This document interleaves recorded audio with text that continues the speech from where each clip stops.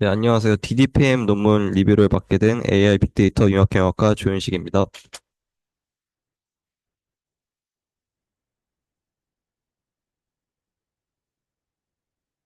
네, 우선 논문 리뷰 발표 순서는 다음과 같이 진행되는데요. 우선 첫 번째로 그 디퓨전 이전에 있었던 생성 모델들을 좀 알아볼 거고, 그 다음에 이제 백그라운드에서는 이제 기본 디퓨전 모델에 대한 개념을 좀 살펴보고, 그 다음 세 번째로는 이 본 논문에서 그 기존 디퓨전 모델에서 어떠한 발전을 제시했는지를 이제 보여드리고, 이제, 그 다음 이제 실험과 결론과 레퍼런스 순으로 진행하도록 하겠습니다.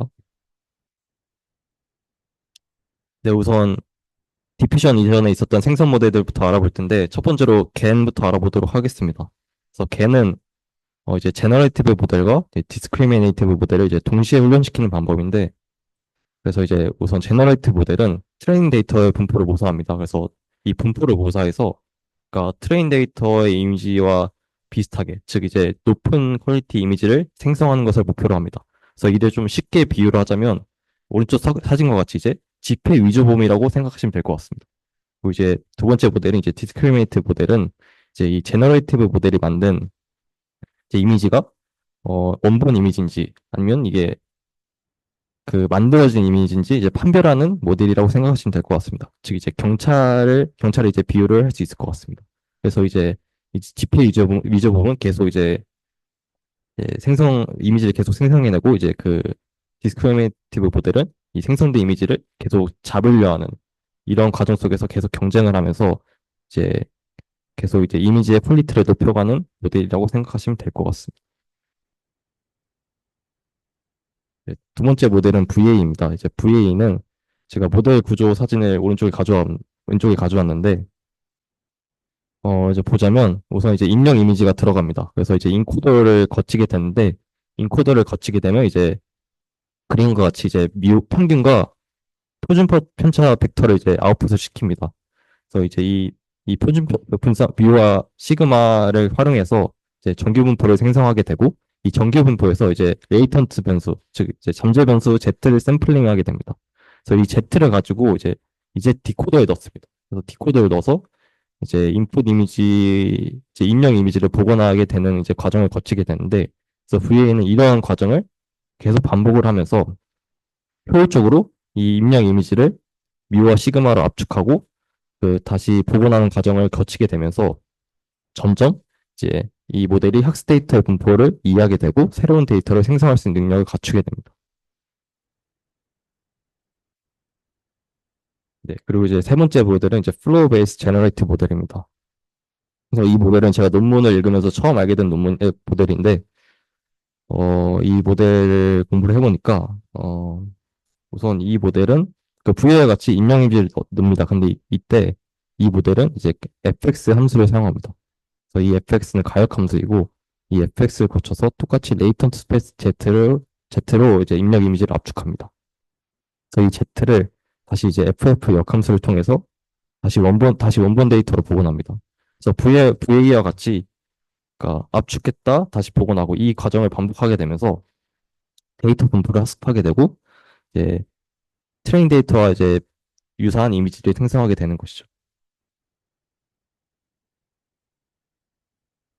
네, 이제 그러면 이제 본격적으로 이제 디퓨전 모델에 대해 알아볼 텐데 우선 이 본 논문에서는 이제 디퓨전 프로버빌리스틱 모델의 발전을 제시합니다. 그래서, 그래서 이 디퓨전 프로버빌리스틱 모델을 보통 이제 디퓨전 모델이라고 부르고 이제 계속 이제 뒤로 갈수록 이제 어떠한 발전 과정을 제시했는지를 살펴볼 텐데 우선 디퓨전이 뭔지부터 살펴보고 들어가도록 하겠습니다. 그래서 디퓨전이랑 이제 물리통계 동력학에서 나온 개념이라고 합니다. 그래서 이제 오른쪽 사진과 같이 만약 물에다가 어 약간 스포이드로 이제 빨간색 액체를 주입했다고 할게요. 그러면 처음에는 이제 그 빨간색 액체들이 물에 주입이 되면서 처음에는 이제 응축이 돼 있겠죠. 근데 이제 시간이 지날수록 점점 이제 물 전반적인 거 이제 퍼지게 되고 이제 마지막에는 즉 이제 골고루 이제 이 빨간색 액체가 퍼지게 되면서 같은 농도로 바뀌는 현상이 이제 디퓨전이라고 합니다. 그래서 이 디퓨전은 이제 2015년 이제 딥 언슈퍼바이스 러닝 유징 넌 이퀄빌리엄 데모 다이나믹에서 최초로 사용했다고 합니다. 그럼 이제 기본 이제 디퓨전 모델의 이제 프로세스 과정을 살펴볼 텐데 총 크게 이제 두 가지 프로세스 과정이 있습니다. 그래서 첫 번째로 이제 포워드 프로세스, 다른 말로 이제 디퓨전 프로세스라고 합니다. 그래서 이제 이 디퓨전 프로세스는 이제 데이터에 발축 사진과 같이 이제 가우시안 노이즈를 점점 추가하는 과정이라고 보시면 될 것 같습니다.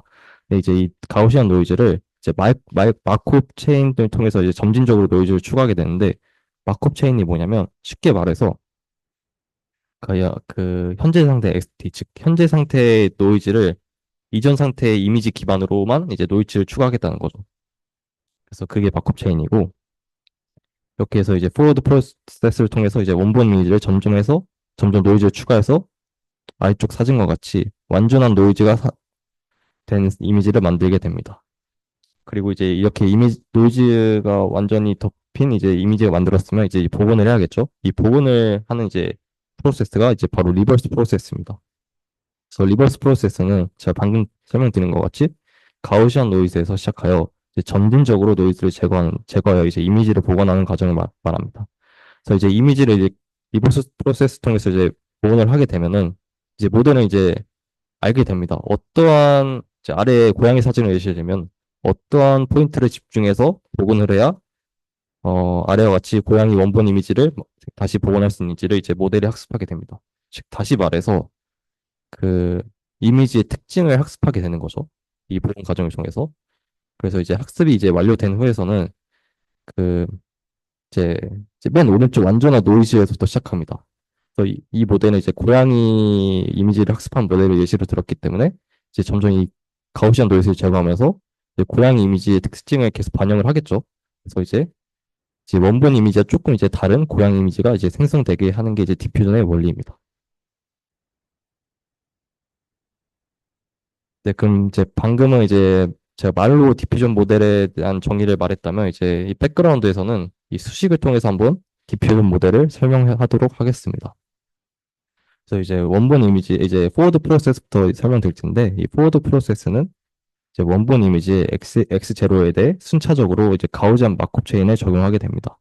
그래서 이 말을 그대로 수식을 적은 게 이제 바로 빛인데 제 마우스 커서를 좀 보시면 그냥 쉽습니다. 그래서 이제 마콥 체인은 제가 방금 전 슬라이드에서 설명했다시피 이전 이미지 기반으로 현재 이미지 노이즈를 추가한다 했잖아요. 그래서 이전 이미지를 이제 xt-1이라고 보시면 될 것 같고 이 xt-1을 조건부로 해서 그 현재 이미지 xt의 노이즈를 추가하겠다는 게 이제 마콥 체인이고 이를 그대로 수식에 반영한 것을 볼 수 있습니다. 그래서 이 변화 과정을 이제 모두 곱합니다.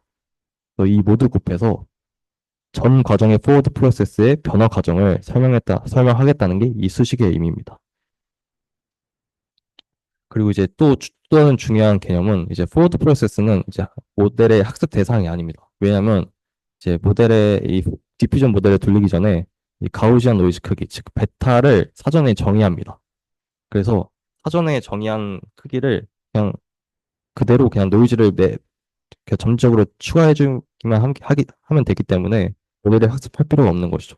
하지만 그 노이즈만 이렇게 사전에 정의한 대로 추가하게 되면은 데이터가 너무 빨리 이제 정보를 잃어버릴 수도 있습니다. 그래서 이걸 대비해서 이 이전 정보를 얼마나 가져갈지에 대해서 이제 루트 1마이너스 베타로 이제 이 스케일링을 하게 됩니다. 그래서 이 개수를 통해서 이전 정보를 얼마나 가져갈지에 대해 조절을 해주게 됩니다. 그래서 최종적으로는 이제 아래 사진과 같이 완전한 이 포워드 프로세스를 통해서 이제 완전한 노이즈 이미지가 생성되는데 이 분포가 이제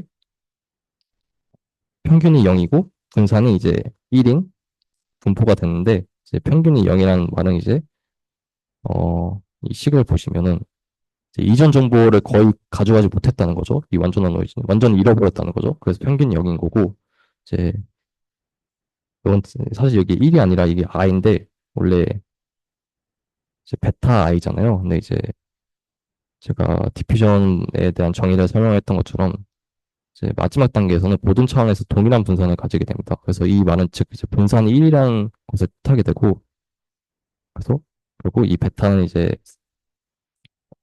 1이 되는 거고 이제 단위녀밖에 안 남는 게 이제 마지막 XT에서의 분포입니다.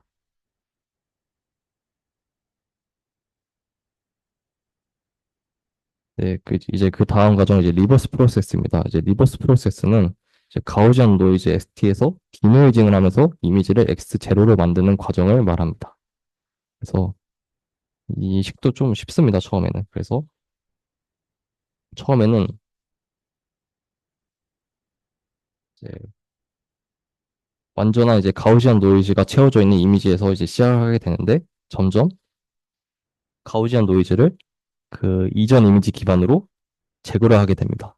그래서 이 과정을 모두 곱해서 리버스 프로세스를 과정을 모두 설명하겠다는 게 이 식의 의미이고, 그리고 이제 본 논문에서 나와 있는데 1994년 논문에 베타가 매우 작을 때, 즉 가우시안 노이즈가 매우 작을 때 포워드 프로세스가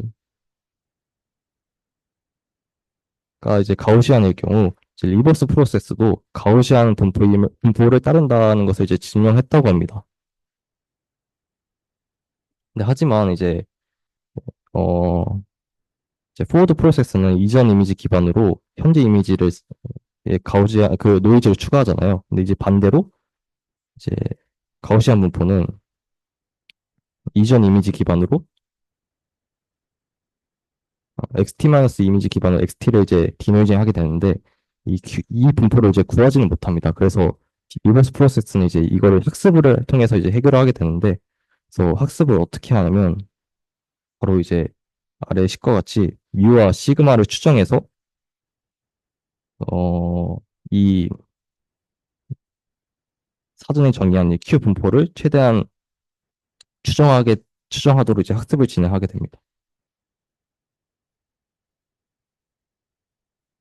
그리고 이제 다음은 이제 디퓨전 로스 펑션입니다. 그래서 첫 번째로 이제 포워드 프로세스에 관한 레귤라이제이션 로스부터 살펴보자면, 음,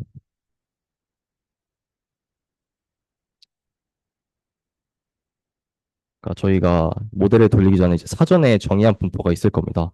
사전에 정의한 분포를 이제 Q 분포라 하고, 이제 저희가 디퓨전 포워드 프로세스를 통해서 이제 만들어낸 이제 최종 이미지에서의 분포를 P 분포로 하면은 이 두 분포의 차이를 최소화하는 게 레귤라이제이션 로스입니다.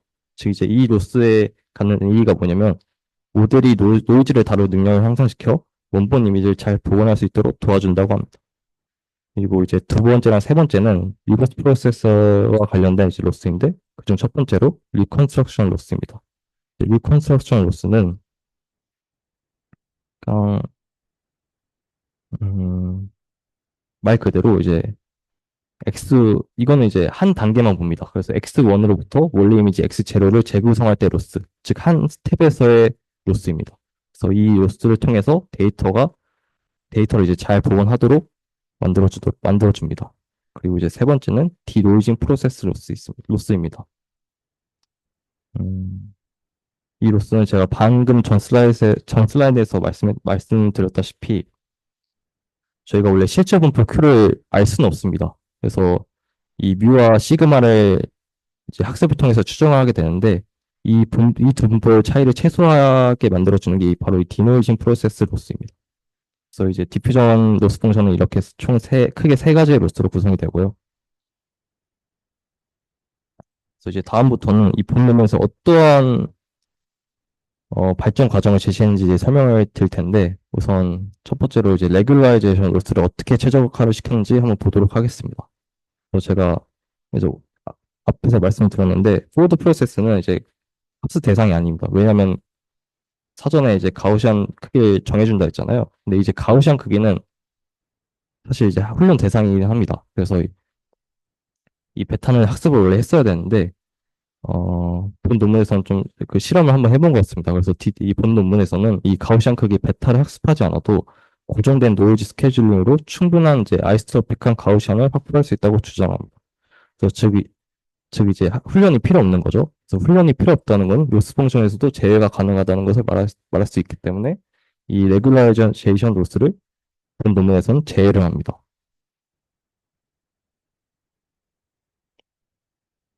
그리고 이제 두 번째로 리컨스트럭션 로스에 대한 최적화를 한번 살펴보도록 하겠습니다. 그래서 이 리컨스트럭션 로스는 X1으로부터 이제 X0로 넘어갈 때에 관한 로스인데, 즉 한 스텝입니다. 그래서 이 전체 스텝 중 한 스텝이기 때문에 비중이 매우 작습니다. 그렇기 때문에 이제 본 논문에서는 이 과정을 이제 상수 취급이 가능하다고 이제 말하고 있고, 그래서 상수 취급이 가능하기 때문에 학습 대상에서 제외할 수 있습니다. 그래서 이 리컨스트럭션 로스도 로스 펑션에서 제외를 한 것을 보실 수 있습니다. 그리고 이제 여기서부터 좀 핵심인데, 이제 이 디노이즌 프로세스 로스를 본 논문에서 어떻게 최적화시킨지를 한번 살펴보도록 하겠습니다. 음, 어, 그러니까 베타를 학습시키지 않아도 이제 고정된 이제 스케줄링 기법으로 진행을 해도 된다고 했잖아요. 그래서 이제 베타는 이제 고정된 값으로 생각하시면 될 것 같습니다. 지금부터. 그래서 베타는 고정이 되었기 때문에 이제 첫 번째 이제 베타는 고정이 되었습니다. 근데 이제 분산에 이제 여기서는 최적화를 하는데, 분산을 또 다른 말로 해석하자면 이제 데이터에 얼마나 많은 노이즈가 있는지를 말하는 거잖아요, 분산이. 그래서 근데 이 분산이 이제 학습 대상이 아니게 됐잖아요. 이제 베타가 고정되면서, 즉 이제 학습 대상이었던 분산을 t 시점까지의 누적된 노이즈 크기를 상수합니다. 그래서 이 말을 수식으로 표현한 게 이겁니다. 그러니까 베타가 점점 이제 누적돼서 총 누적된 베타의 노이즈 크기를 상수한 게 이제 이 시그마 제곱을 표현한 거고, 네, 이번 논문에서는 이 방법 말고도 그냥 이 시그마를 그냥 베타로 설정해도 비슷한 성능을 보인다고 합니다. 그래서 이 두 가지 방법으로 이제 이 분산을 학습 대상을 제외하고 그냥 상수화를 시킵니다. 그게 첫 번째 최적화 과정이고, 그리고 이제 저희가 원래 뮤와 분산을 추정을 해야 되는데, 분산은 추정 대상에서 빠졌잖아요. 그런데 이제 뮤는 추정을 해야 되기 때문에 원래 디노이즌 프로세스 로스였던 이 형태를 이제 뮤만 추정하는 형식으로 바꿉니다. 그래서 이게 이 앞에 뮤를 좀 실제 분포라고 생각하시면 될 것 같고, 이 뒤에 뮤를 저희가 추정하는 뮤라고 생각하시면 될 것 같아요. 그래서 이 둘의 차이를 최소화하는 로스라고 생각하시면 될 것 같고, 네. 그래서 약간 MSE와 같은 형태인 거죠. 그래서 이 둘의 최소화한 이 뮤 분포 간의 거리를 최소화하는 게 이 수식을 뜻합니다. 하지만 그래서 제가 중간에 약간 중간 점검식으로 한번 정리를 하고 싶어서 이 슬라이드를 넣어놨는데, 그래서 정리를 하고 가자면, 원래는 디퓨전 로스는 이렇게 길게 구성이 되어 있잖아요. 총 크게 세 개로. 하지만 DDPM은 이거를 아래와 같이 그냥 짧게 로스를 간소화시켰습니다. 하지만 여기서 끝이 나지 않고 계속 최적화 과정을 계속 수행합니다. 그래서 어, 이제 이번 논문에서는 추가로 이제 학습 효율성을 위해서 루 또한 이제 리파라미터를 하게 됩니다. 그래서 이제 XT를 이렇게 표현할 수가 있는데, 이제 이전 이미지에서 가우시안 노이즈를 추가하고, 근데 이제 이전 정보 이미지를 가져가기 위해서 앞에 개수항을 넣었죠. 스케일링을. 그래서 제가 이렇게 말한 설명을 이렇게 수식을 표현할 수 있고, 근데 이거는 이제 한 스텝에 대한 수식이잖아요. 근데 이걸 전체 과정에 대한 수식으로 넘어가게 되면 이렇게 표현할 수가 있습니다. 즉, 누적된 노이즈 분포를 이제 알파라고 표현하는 것 같고, 이 베타 대신 알파를 써주게 되면서 x0부터 xt까지의 과정을 설명하는 수식을 이렇게 표현할 수 있을 것 같습니다. 그래서 이렇게 변환된 수식을 저희가 간소화시켰던 로스에 대입을 하게 됩니다. 그래서 이렇게 대입을 해서 이제 대입을 하게 되면 이제 아래와 두 번째 줄 같이 변환이 되는데, 제가 자세한 과정은 설명을 생략하도록 하겠습니다. 그래서 이렇게 변환이 되고, 여기서 또 이제 좀 최적화를 해서 수식을 변환하게 되면 최종적으로 아래와 같은 로스가 만들어지게 됩니다.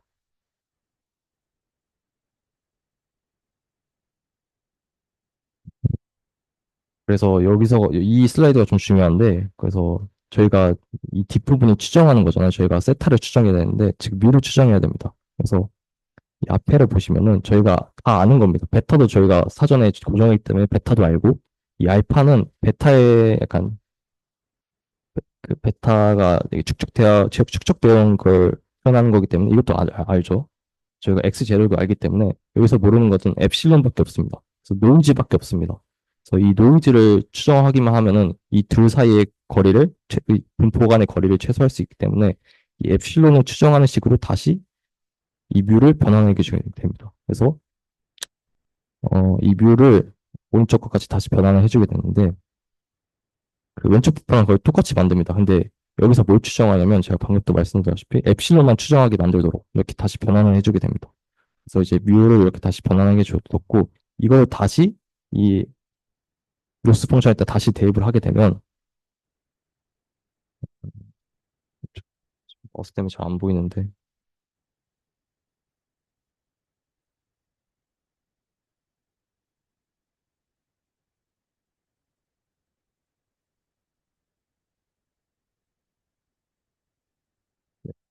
지금 아래와 같이 이제 최종 이렇게 로스가 형성이 되는 것을 보실 수 있습니다. 그래서 원래 처음에는 저희가 뮤를 추정하는 거였잖아요. 뮤 분포 간의 거리를 최소화하는 게. 근데 이제 이 과정을 최소화해서 엡실론을 추정하는 것으로 이제 로스를 바꾸게 됩니다. 그래서 엡실론 간의 분포를 최소화하게 만드는 로스를 이렇게 만들게 되고 이 과정이 바로 이제 DDPM의 지향점입니다. 원래 그래서 뮤를 추정하게 되면은 데이터를 전반적인 데이터를 다 이해를 해야 뮤를 추정할 수 있는데 네, 그 과정은 생각보다 이제 까다롭기 때문에 이렇게 엡실론을 이제 즉 엡실론 즉 노이즈를 추가하는 것을 바꾸게 되면서 좀 간소화를 시킨 거죠. 근데 여기서 이제 추가가 더 있습니다. 그래서 이 슬라이드는 뭐냐면 원래 저희가 최종적으로 만든 그 로스 펑션을 보면은 이렇게 가중 취향이 있습니다.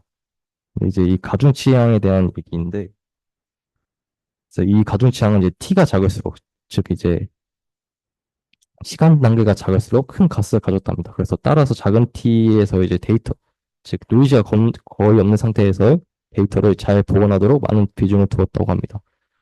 근데 이제 이 가중 취향을 제거해서 큰 t에서도 학습이 잘 진행되도록 해줬는데요. 그래서 이를 통해서 모델이 더 어려운 노이즈 제거 작업을 더 잘 학습하게 되어 전체적인 성능 향상을 이끌어냈다고 합니다. 그래서 저희가 지금까지 로스를 변환시킨 과정인데요. 되게 처음 로스보다 되게 간소화된 것을 보실 수 있습니다. 네, 이제 실험입니다. 그래서 오른쪽이 이제 실험에 대한 표인데 이제 성능을 확인하기 전에 우선 평가 지표부터 뭔지부터 설명하고 들어가도록 하겠습니다. 우선 IS, 인셉션 스코어가 있습니다. 이제 이 인셉션 스코어는 생성된 이미지의 품질과 다양성을 평가하는 지표이고요. 이제 FID는 생성된 이미지와 실제 이미지의 특성 분포 간의 거리를 계산하는 지표입니다. 그리고 세 번째 NLL은 네거티브 로그 라이클로드로 저희가 잘 알다시피 이제 모델이 데이터를 얼마나 잘 설명하지에 대한 평가 지표입니다. 즉, 이거 다른 말로 표현하자면 그 모델이 얼마나 트레인 데이터와 비슷한 이미지를 생성했는지를 평가하는 지표라고 생각하시면 될 것 같습니다. 그리고 이제 평가 지표는 여기 설명이 끝났고 이제 모델에 크게 컨디션 모델과 언컨디셔널 모델이 있는데 이 중에 이제 하나만 설명하면 되니까 저는 언컨디셔널 모델을 설명드리면 이제 언컨디셔널 모델은 입력으로 아무런 추가 정보를 주지 않고 데이터만을 기반으로 이미지를 생성하는 모델입니다. 즉 이제 텍스트 프롬프트 같은 이제 그걸 주지 않고 그냥 입력 이미지만 넣어서 이미지를 생성하는 모델이라고 생각하시면 될 것 같습니다. 이제부터 성능을 보게 될 텐데 이제 위에는 보시지 마시고 아래에만 보시면 이제 이 DDFM은 언컨디셔널 모델로서 다른 모델보다 FID 스코어에서 가장 좋은 성능을 보입니다. 그리고 이제 단순화된 로스 펑션을 이제 사용하게 되면 이제 복잡한 로스 펑션을 사용하는 것보다 NLL이 높지만 FID에서 월등히 앞선 것도 확인하실 수 있습니다. 여기서 이제 단순화된 로스 펑션과 복잡한 로스 펑션이 뭐냐면, 그러니까 그러니까 가중 취향을 제거했냐 안 했냐의 차이입니다. 그래서 그렇게 아시면 될 것 같습니다. 그 두 번째 실험은 이제, 어, 저희가 처음에는 이제 뮤를 추정하는 로스 펑션을 구성했잖아요. 근데 이제 이걸 최적화해서 엡실론을 추정하는 펑션을 바꿨는데, 그 로스 펑션을 바꿨는데, 그래서 이제 성능을 보시면은 민 펑션을 예측하는 것보다 노이즈, 엡실론을 예측하는 것이 성능이 더 좋은 것을 확인할 수 있었고, 특히 이제 이 엡실론에 관한 성능 지표를 보시면은 이제 가중 취향을 넣은 로스보다 가중 취향을 제거해서 로스를 심플하게 만든 로스가 훨씬 이제 FID 스코어에서 월등히 성능이 좋은 것을 확인하실 수 있습니다. 그래서 그 DDPM이 만들어낸 생성된 이미지를 확인해 보면 오른쪽 이미지는 이제 셀럽 A HQ 데이터셋을 사용해서 만든 이미지인데 되게 원본 이미지와 구별할 수 없을 정도로 잘 만든 것을 확인할 수 있고 옆에는 이제 저희가 잘 아는 이제 사이퍼 10의 데이터셋을 사용해서 만든 이미지들이고 이 이미지 또한 좋은 성능을 보이는 것을 확인할 수 있습니다. 그래서 이제 마지막 결론입니다. 이제 결론은 이제 본 논문에서는 디퓨전 모델에서 발전된 DDPM 모델을 제안했고 기존 디퓨전 로스에서 레귤라이제이션 로스와 컨스트럭션 로스를 제거하고 디노이징 프로세스 로스를 재구성하였습니다. 그리고 이제 각 시점의 다양한 스케일의 가우시안 로스를 예측하는 로스로 단순화시키면서 성능을 향상시켰다고 본 논문은 말하고 있습니다. 네, 제가 참고했던 자료들이고요. 이상으로 DDPN 논문 리뷰를 마치도록 하겠습니다. 감사합니다.